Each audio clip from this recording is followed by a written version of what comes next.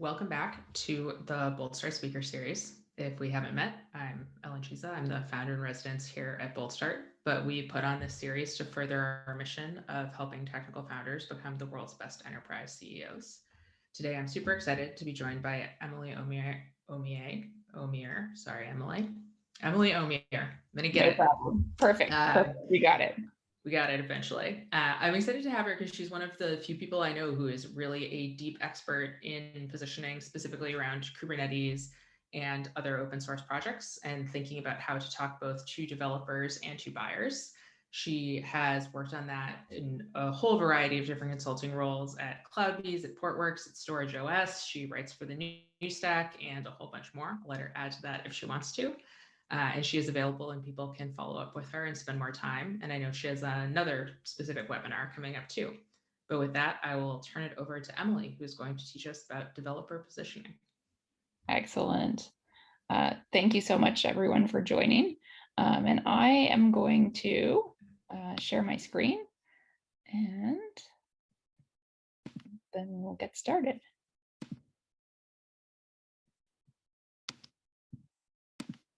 All right, so I'm actually going to focus this talk on positioning technical products.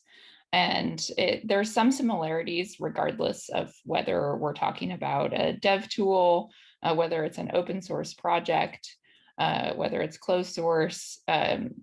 When we're talking about something that is made by software engineers and it is also for software engineers, that has some specific positioning challenges, and that's what I'm going to talk about today. As you might notice, I have selling shoes to shoemakers. That, of course, is the challenge, or one of them, I should say, when you are selling to a role that you have, you always have some specific positioning challenges. So let's go ahead and get started. First of all, we're going to talk about positioning in general.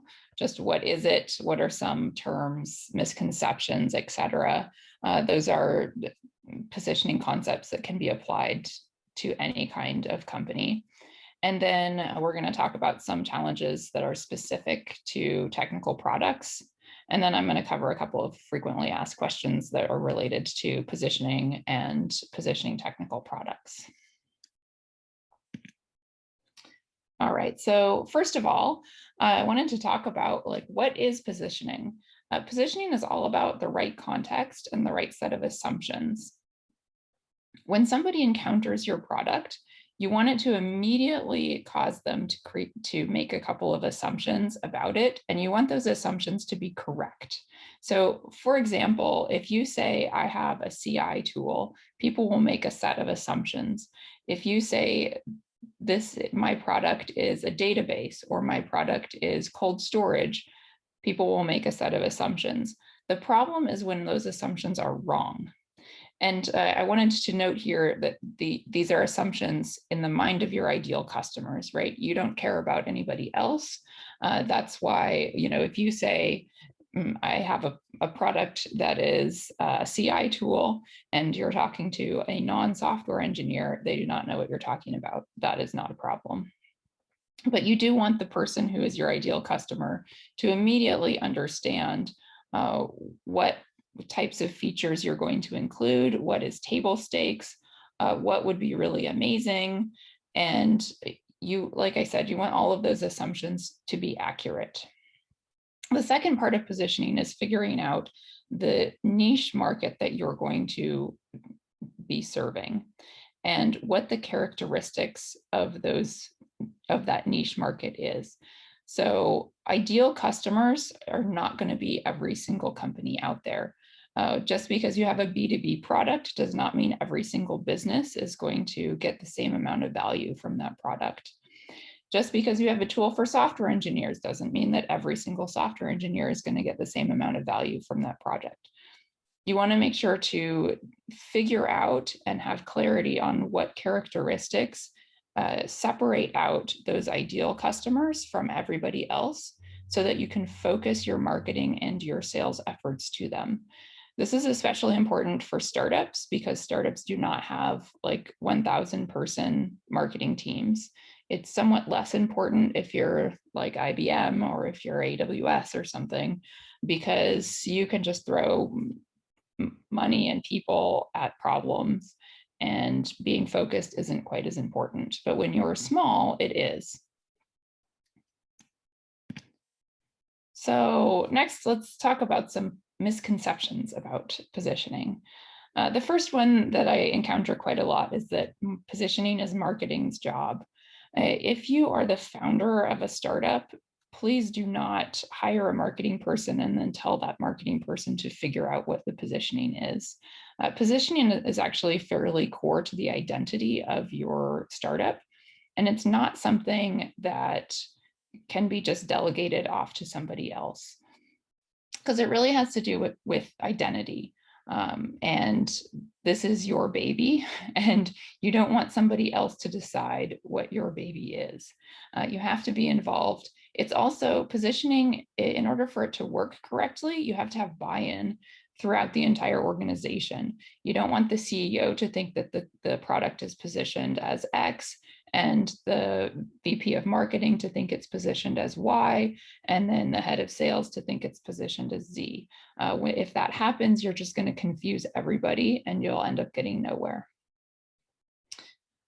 Related, another misconception is that positioning and messaging are the same. So messaging usually is marketing's job, and messaging is about interpreting your positioning. It's about how you're going to talk about it, what vocabulary you're going to use. They are related, but positioning comes first, and then comes messaging. And then another one that I wanted to address is that positioning is just a one and done process. You do it once when you create your go-to-market plan, and then that's it, and you never think about it again. Positioning is something that you don't want to change every week, but it is also dynamic. It's not something that is going to stay set in stone forever for the entire life of your company. All right, before I go any further, let me talk about some important positioning terms, because I will use them and I don't want people to get confused. First of all, best fit customers. Best fit customers are the customers that you wish you had more of. And in order for it to be a true best fit customer, everybody has to agree that it is a best fit customer. That means your sales team, your customer success team, they both have to agree that not only did this customer seem like an excellent customer when they first signed up, but over the life of the relationship, they continue to be a good customer. The reason best fit or understanding who your best fit customers are is important is because they can point you to what the value is that your product is uniquely able to provide, and what the characteristics are of that market segment that you're uniquely positioned, that you're uniquely able to provide service for. The next is your market category. Market category is just, how do you describe your product, and what is the market that you want to win? I keep talking about CI tools because it's easy, but are you a CI tool? That's a market category. Next is competitive alternatives. So often we think about competitors, and that is useful but not enough in a positioning context, mostly because, especially in the cloud native space, and really any technical product, your actual customers are not necessarily thinking about the two other startups that are your competitors. They are thinking about what they would do if none of you existed. And usually it's some combination of, we would use a general purpose business tool, which is like, we would, put together a spreadsheet. We would use Slack to communicate with our colleagues. We would just do it ourselves. We would build this from scratch ourselves. It might be that we would just ignore this. We just would pretend it doesn't exist. I always like to say that if you have a security product, that is probably a competitive alternative that genuinely exists in the mind of your customers. So you have to be aware of what people would actually do if you didn't exist, not just what other company could they potentially give their dollars to? And then last, I wanted to talk about market segment. So market segment is how you're going to define and the characteristics of the type of business and the type of even application or purpose or job title who's going to get the most value out of your product. All right, now I wanted to talk really briefly about positioning strategies. So positioning is a strategic move. There's a couple sort of main strategies that you can take when positioning a product. And there's also one that I think is nearly always the best choice. So the first one would be you were going to go head to head with a big player. This can be really attractive because it's often a very large market. And so you're going to see some really big numbers when you put together like total addressable market numbers. What this looks like is you saying, look, we have a CI tool and we're going to beat Circle CI and Jenkins. We are going to create a better search engine and go after Google. We're going to beat AWS. This is a really hard strategy to pull off, particularly, again, if you're a startup with relatively limited resources. It sometimes works if you are a big company already in another market and you're going to go up against some other big company. But it's a very risky proposition if you're a startup, and you would really, before taking on a head-to-head strategy, you would want to know, and you would want to be really confident that you have some unique value that's not being addressed by the big player. The next strategy is to create a new category. And this is the strategy that I think is most tempting for technical founders. It's one I see all the time. And what this involves is making something up, making up a new term, a new market category that people are not going to recognize. And while this can seem really attractive, you have no competitors.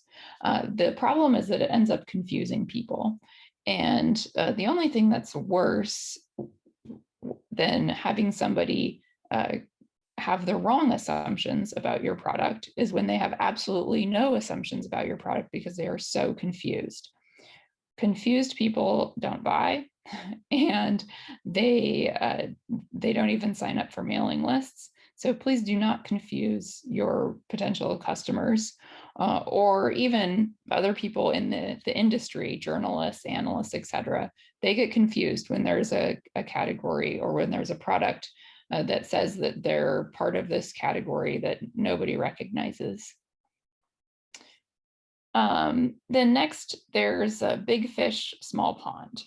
This is almost always the best option for startups because you can operate in a very small niche, and what you want to do is carve off a piece of a market, usually a market that we all know exists, and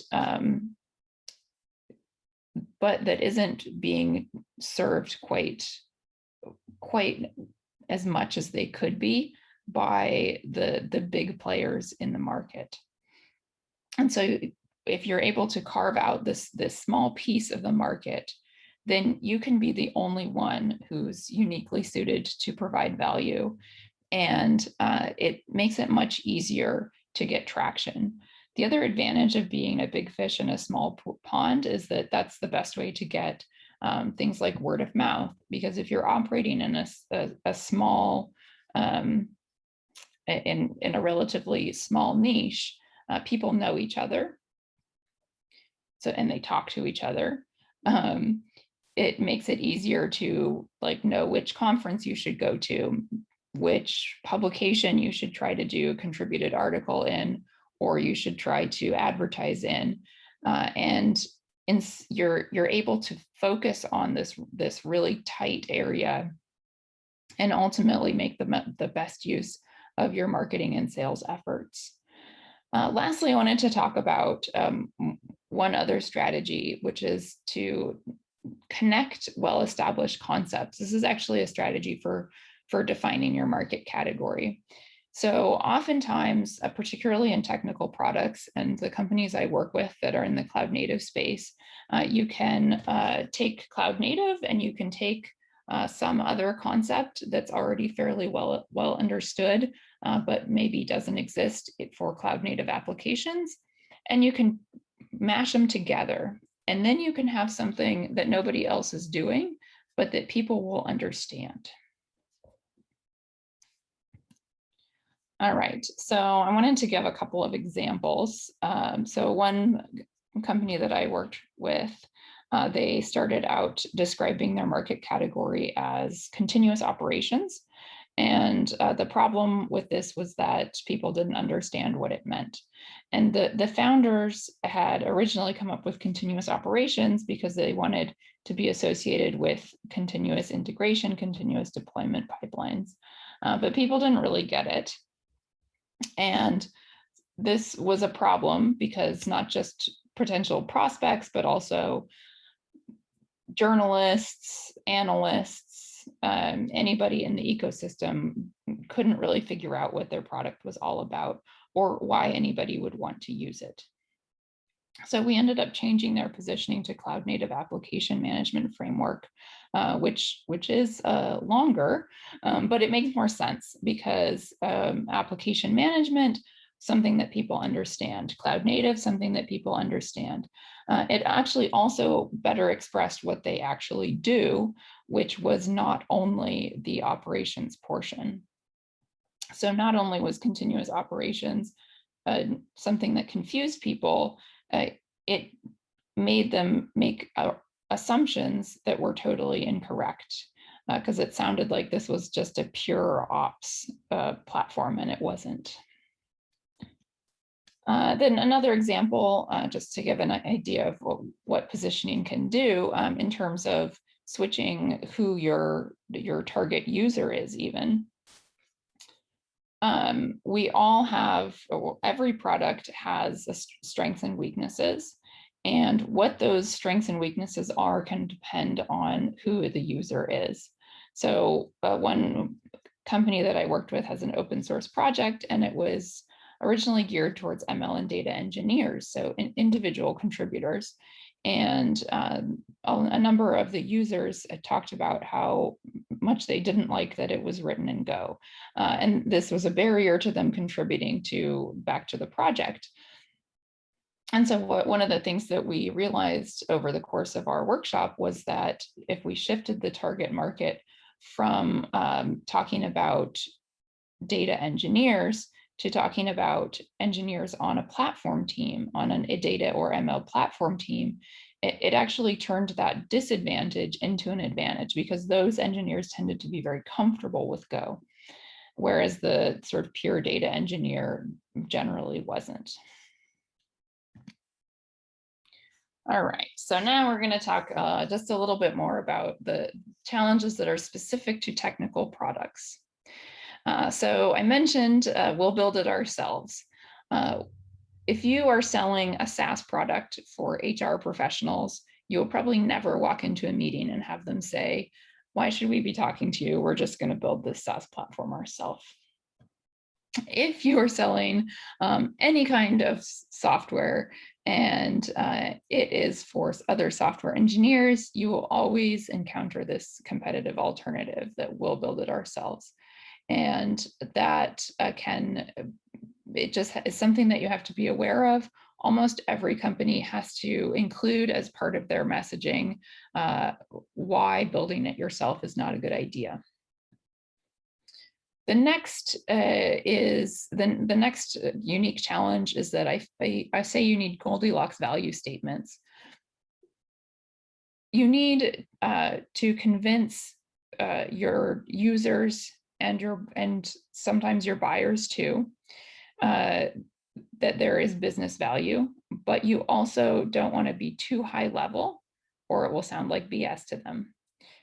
You also don't want to be too technical though. So the individual users will want to be fairly technical, and you have to get something in the middle. You want it to be technical enough that they understand how you do it and that you have credibility, but you don't want to lose sight of talking about the value that you provide as well.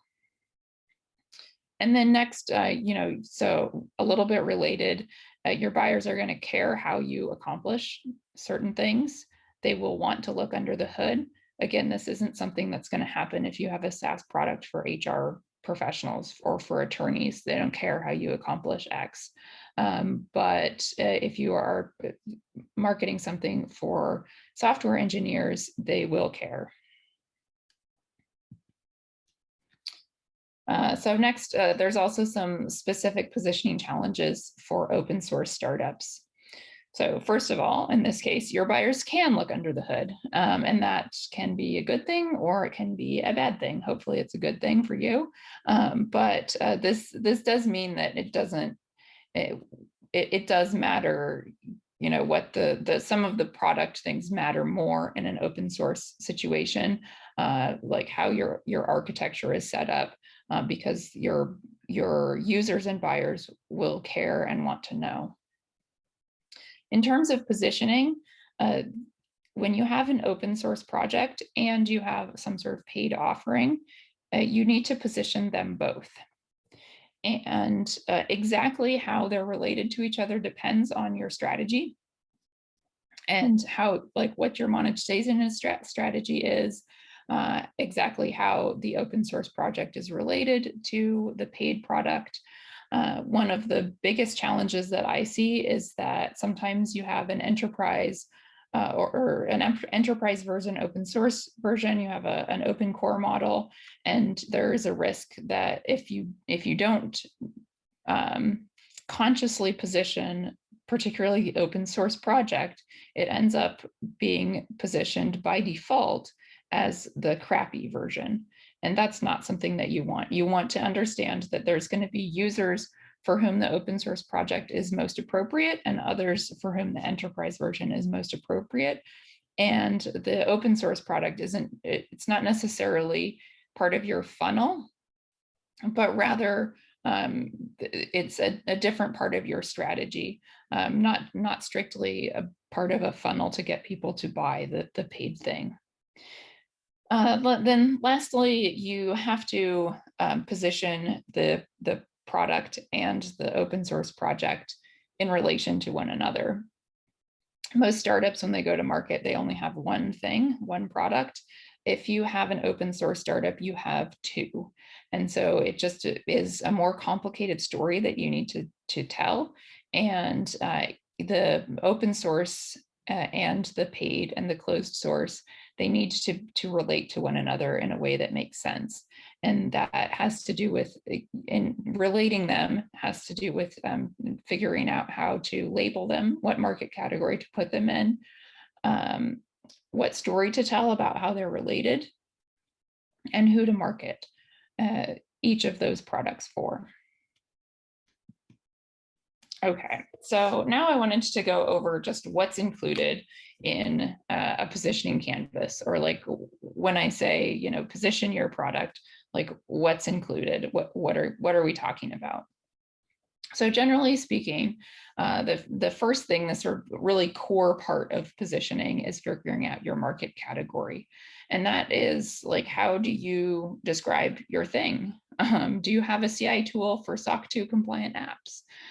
Do you have latency optimized S3 storage or S3 compatible storage? I just made those up. They probably don't exist. But the point being, like, what's the market category that you are competing in? That's the core of the positioning. Everything else also really important, but it's like slightly less core. Next, you want to have the job title of the person that you're targeting. The job title of the person who's getting the most value out of your product. It could be the user or it could be the buyer. I'm actually going to go into that in a little bit more detail in a second. But you do want to understand who you're going to be targeting. Next, you want to have the characteristics of organizations and individuals in your target market. Keep in mind that this is not just size and industry. That's actually one common mistake in segmenting markets, is that people will think, I have an enterprise tool, so I'm going after the Fortune 500. And they fail to realize that just because you are a very large company doesn't necessarily mean that you have anything in common with other very, very large companies. And in fact, some challenges of being a large company affect companies that are far smaller than the Fortune 500. So size isn't really that useful when it comes to segmenting your market. Same with industry. So often people will say, I'm a financial services tool, or I'm a tool for financial services. And that's actually very, very broad. So to the extent that you can get really specific about what the characteristics of your ideal market is, it will help you focus your marketing. It will help you speak to that particular buyer. And ultimately, it will speed up your marketing and sales process. So next, you want to be clear about the pain that you solve. And this is actually where it's important to think about those best fit customers, because it's possible that your product solves multiple types of pain. When you think about your best fit customers, you want to ask them, or at least understand what pain they perceive that you're solving. It could be that they use you for only one reason, and those other three things that you do that are amazing, they don't care about them. So you want to be aware of what is the main pain that you solve for those types of customers that are amazing. Next is your point of view. So I always encourage founders and companies to have a strong point of view about something. So in the circles that I run in, it could be, that Kubernetes will become invisible, that it will disappear in 5 years or in 2 years. It could be that the edge is more important than the cloud. It could be any number of things. It's okay if it's a little bit controversial. It's actually sometimes better if it's a little bit controversial because people will remember it.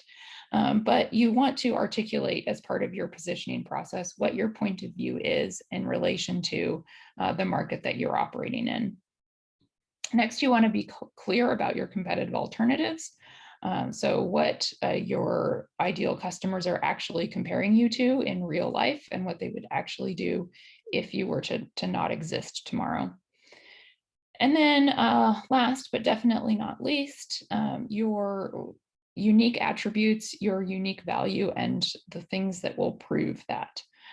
So what is unique about your product? When we think about attributes, then we're in like the feature mode, thinking about what are your unique features.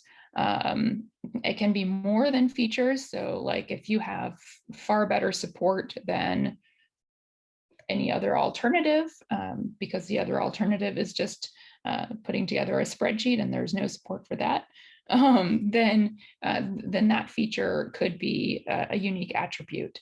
If you have a different pricing model than other competitive alternatives, that could be a unique attribute. And then you want to map those to proof points. So these things you want to have mapped. So you want to understand what your feature is, what your attribute is, what value it provides to the customer, and then how you prove it. So if you take a pricing model, maybe your pricing model is X and that's unique. The value that it provides is that your customer doesn't have to pay up front. They can spread it out over 12 months. I'm just making this up, so apologies. And then the proof that this is a relatively easy example to prove because obviously either you have that pricing model or not. If you have really good customer service, then good customer service would be the attribute. Your value would be that your customer fixes problems faster.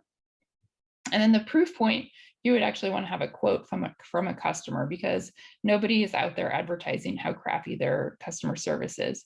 So if you really want to convince people that yours is better, you need to have some sort of third-party validation. Okay, so I wanted to briefly touch on the symptoms of poor positioning, and then we'll get to some other things. This is important because I also am later going to talk about when you should reevaluate positioning. So the first thing is blank stares. If people seem really confused when you talk to them about your product, that is a sign of poor positioning. Next, we have high churn. When somebody has a set of assumptions about your product and they turn out to be wrong, if they figure out that those assumptions are wrong and it happens after they've made a purchase, that shows up as churn. If those assumptions are wrong and they figure out before making a purchase, then it shows up as low conversion rates and basically a leaky funnel. The next is price pressure. So if you find that you have customers or prospects who are really aggressively negotiating on price, then what that means is that they view you as sort of a commodity. They don't see you as having a special value compared to the other alternatives. And that means that you're not positioning yourself correctly. So if you find that a lot of customers are trying to aggressively negotiate on price, that's definitely a sign that you should reevaluate positioning. And then in the case of open source projects, stagnant communities that are not growing, can also be a sign of poor positioning. People get a little bit uncomfortable using commercial talk like buyers and prospects to talk about open source communities. But it's important, I think, to remember that when you have an open source community, people are paying, so to speak, with their time. You're asking them to contribute. And if you're having trouble convincing people that your project is so important that they should spend their valuable time helping it succeed, then that's a problem. And it's a similar problem to a commercial product that's having trouble convincing people that it is worth dollars. Okay, so I wanted to address some frequently asked questions. Who should you position for, your buyers or your users? In a lot of organizations, especially with technical products, those are not the same people. So the first step, this doesn't have a set answer. I can't say like you should always go for buyers or you should always go for users. Really what you need to do is look at your best fit customers and figure out what the adoption patterns are like in best fit customers. And then you want to position for the job title who is the champion at those best fit customers. And if you don't have best fit customers yet and you're trying to figure out who to position for, then make your best guess and base it on who's going to get the most value out of your product. But really pay attention to adoption patterns. Some products have really top-down adoption patterns. Some products have really bottom-up adoption patterns. And sometimes, I talk to companies sometimes and they say, we've noticed that in our customers that have a top-down adoption pattern, they end up not renewing because no one ends up using the product. So you want to know that. And if, for example, in that example, they don't want to position for buyers because that's clearly not working for them. But every product is going to be a little bit different, and every product as part of the position process should think about that. What are our adoption patterns and best fit customers? I think this question actually sort of obscures the fact that most technical products have more than one possible user and more than one type of buyer potentially. So oftentimes you'll have a product and it provides some sort of functionality for developers. It provides some sort of functionality for a DevOps team. It provides some sort of like dashboards or oversight capabilities that's for the buyer persona, that's for like a director or even VP level of engineering. And so you have to think with a relatively open mind about like who are our actual users, who are our actual buyers. In fact, sometimes if you have something that could be used by a development team or a DevOps team, is the buyer the director of development or the director of DevOps? That's something that you need to evaluate. And again, think about who's getting the most value. Lastly, open source is always positioned for users. That should be obvious, but I just wanted to throw that in there.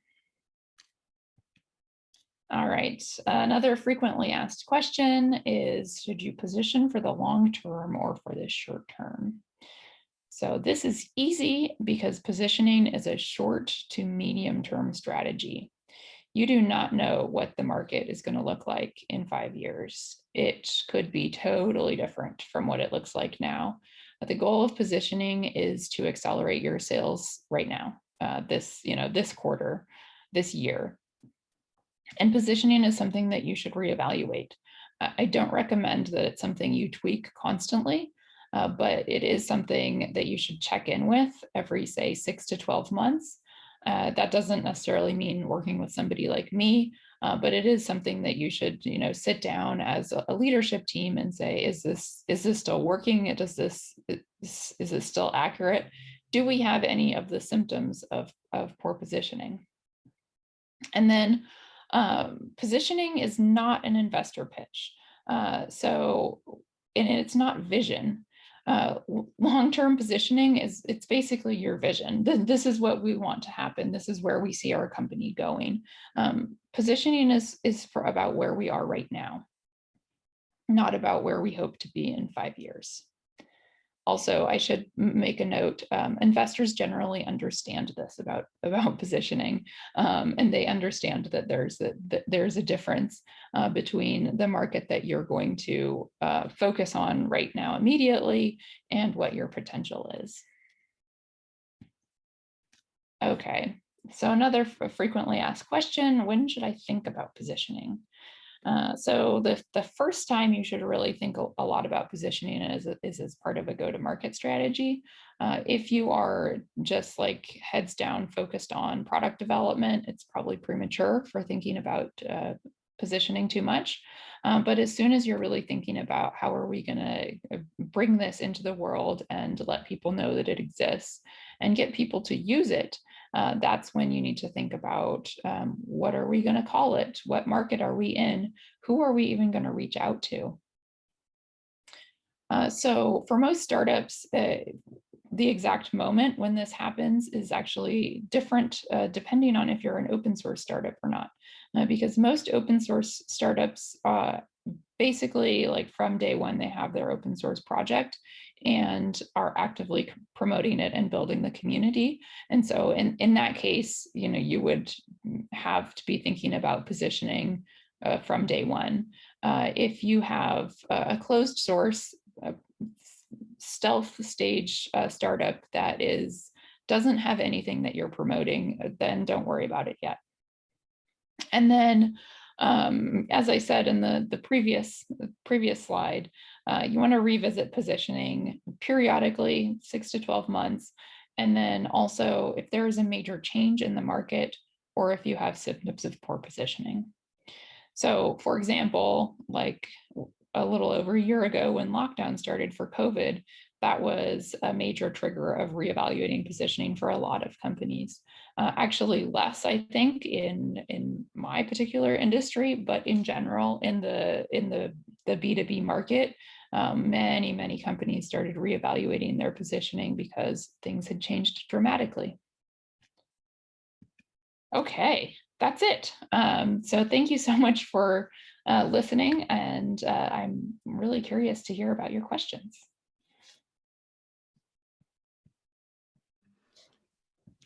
And you can all put the questions in the Q&A tool at the bottom of Zoom, or if you'd rather ask verbally, if you just raise your hand, I can unmute you.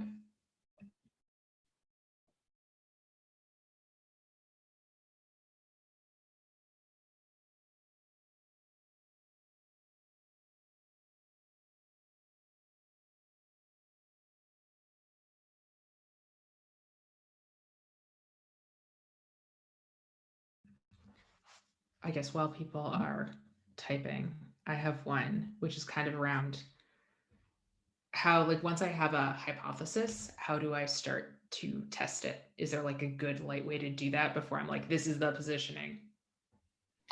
So there's a couple. First of all, if you have a hypothesis, that probably means you don't have customers yet. So the first step is to go out and try to get some customers. And then you want to talk to those customers, pay attention to what they say and what they ask about during sales presentations. And that's how you start to um, you start to test hypotheses. I always say, how do you know that your positioning is good? Usually you can tell if you're changing it from something and you're a company that already has an established customer base. That's usually fairly easy for people to tell that this is working better than this other positioning was. At the beginning, if you are finding, honestly, it's all about the confusion. If you find that people understand exactly what you do in the first 1 minute of your sales conversation, that's a sign that your positioning is good. If they ask the right questions, one of the big signs that your positioning isn't actually great is that you get compared to the wrong competitors. So people that you just like you don't think of as competitors. If that happens, then that's usually a sign that your positioning is off. And so then the converse is true. If your positioning is good, people will ask questions that you think are relevant. They're the type of questions that you want to be answering. They'll understand exactly what you do.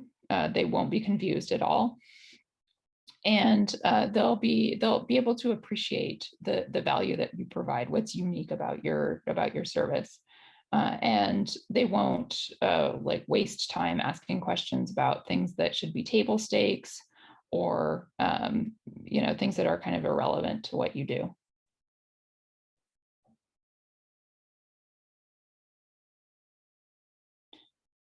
Cool. I think we have one in the QA. So any hints on how to do go-to-market when there is a popular open source software project with a long story, but the product on top of it just got created? So this has to do with positioning, and it also has to do with your open source strategy. So you can actually also follow up, because this depends a little. There's different open source strategies. Open core is not the only model for an open source startup. Another model that I actually really like is where the open source is really in a different category. Usually the open source software is like a piece of the more complete paid product. So it is a little bit dependent on that.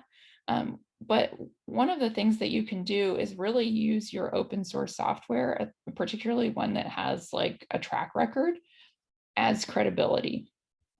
So that would be the first, like my first hint is that the fact that you have a popular open source project that it has a track record is a lot of credibility for the paid product. It shows, let's say you have an open source project and it's used by like some big names. You can talk about that and say, look, for example, like we've proven that this project can scale because it's used at scale in XYZ. And this paid thing uses the same underlying technology. So therefore, paid thing is going to be able to scale just like our open source.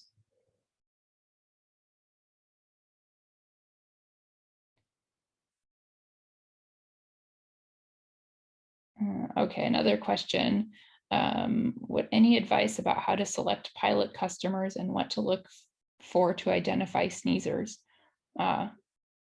What do you mean by sneezers? Do you mean just people who are not interested?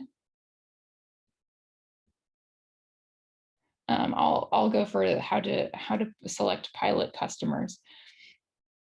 So I actually don't think that this is really necessarily any different from a closed source product. If you're selecting pilot customers, you want to think about you're making your best guess. Who is going to get the most value out of this product, and why? What are their characteristics? And you use those best guesses to select your pilot customer. And that, that goes back to the question about the hypothesis. You are going to have a hypothesis and maybe you're going to guess wrong, but it's ultimately better for you to make a guess and then be wrong than for you just to make no guess whatsoever. And then you haven't really learned, you haven't disproven your any hypothesis. So, for example, let's say you have some sort of technology that makes it easier to comply with compliance frameworks. So you might decide, well, you know what, we're going to focus on applications that are in scope for HIPAA. Well, then you would think, okay, so who writes that sort of application? Like what sort of company? And then you would narrow it down to like what sort of sorry, I was just distracted by your question. Thanks. And good. In that case, I'll get to it quickly. So you want to think about like, okay, so in an organization that has HIPAA compliant applications, who is in charge of writing those? Okay, that's the person that I want to reach out to. And in fact, the question about sneezers is exactly right. So the fact is that you are most likely to sneeze and spread your product to other people because you're excited about it when you're in a fairly specific niche.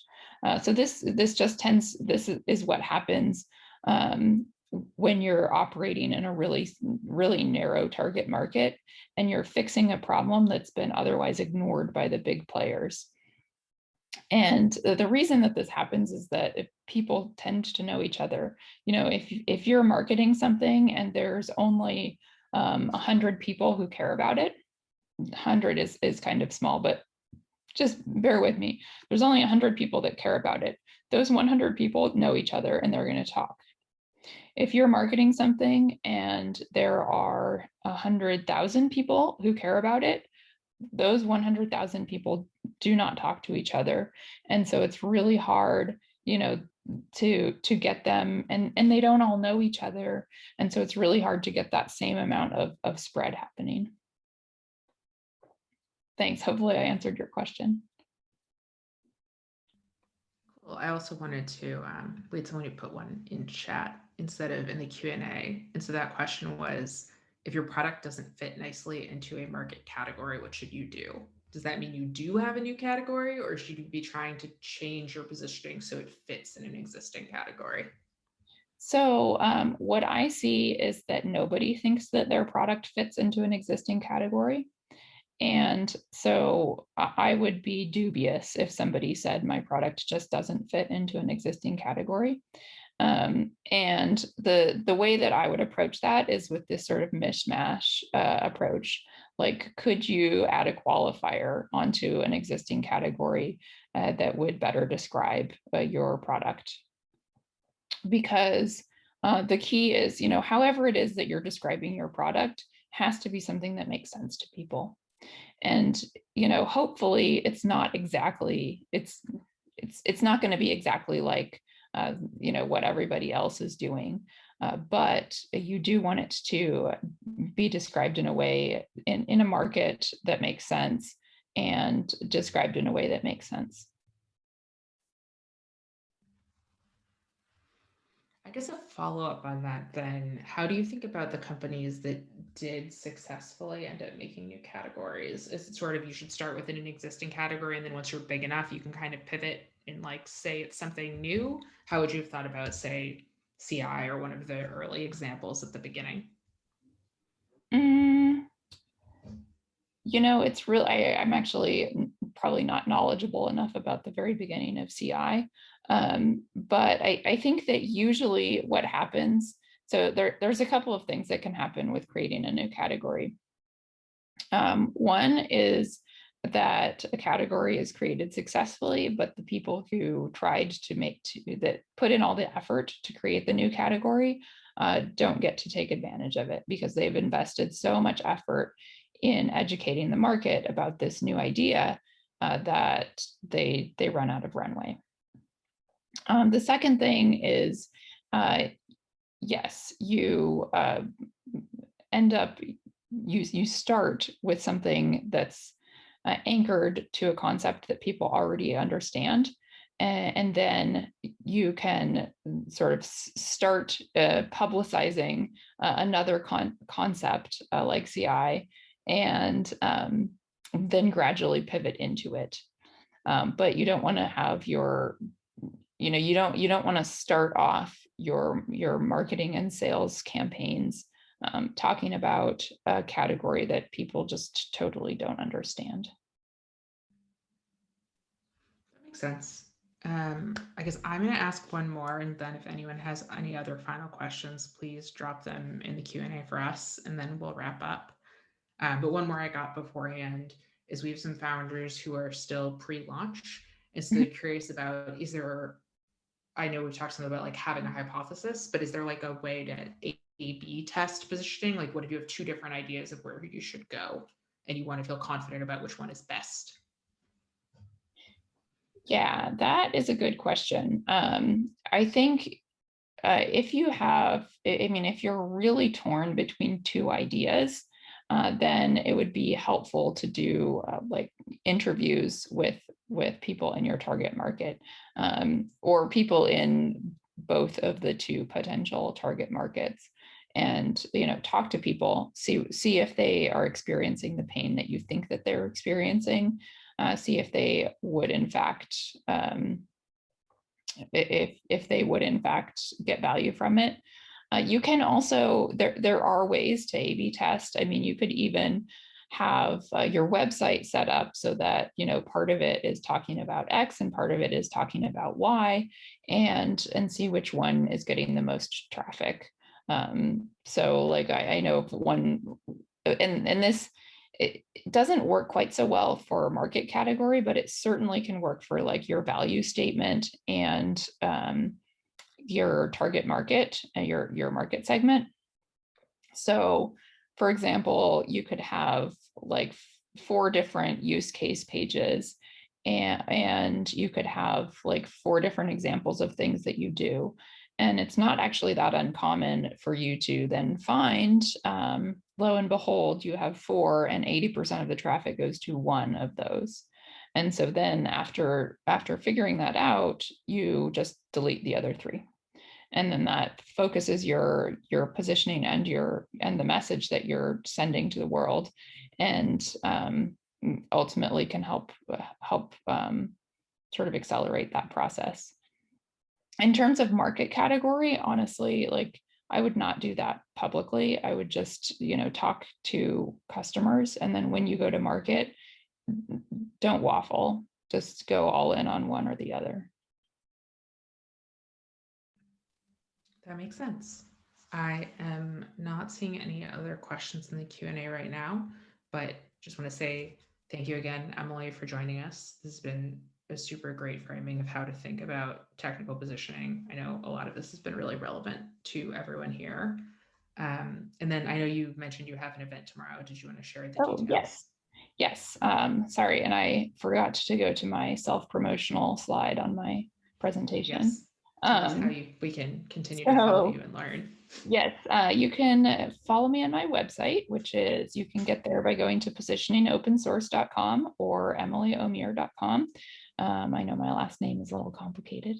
And then I have a webinar tomorrow at 9 a.m. Pacific. I'm going to go into this idea of short-term versus long-term positioning, and why you want to position for the short term.